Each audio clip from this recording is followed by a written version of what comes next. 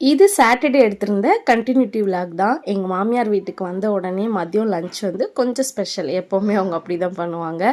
சாம்பார், அதுக்கப்புறம் சவ் கூட்டு, வாழைக்காய் சிப்ஸு, அப்பளம் இதை வச்சு நல்லா திருப்தியாக சாப்பிட்டுட்டு மனசு கொஞ்சம் பாரமாக இருக்கிற மாதிரி இருக்குது. என்னென்னு எனக்கு சத்தியமாக தெரியல.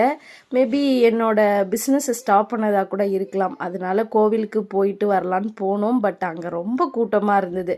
அதனால் நம்ம ஃப்ரீயாக உட்காந்து எதுவுமே பண்ண முடியாது இல்லையா? அதனால சொல்லிட்டு ஒரு லாங் ட்ரைவ் போகணும்.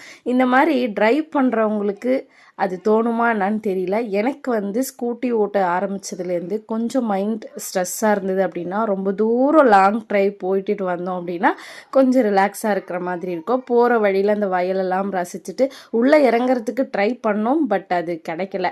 அதுக்கப்புறம் இந்த அத்திக்காயா என்னான்னு தெரியல, அதை பார்த்துட்டு திரும்ப ரிட்டன் வீட்டுக்கு வந்தாச்சு.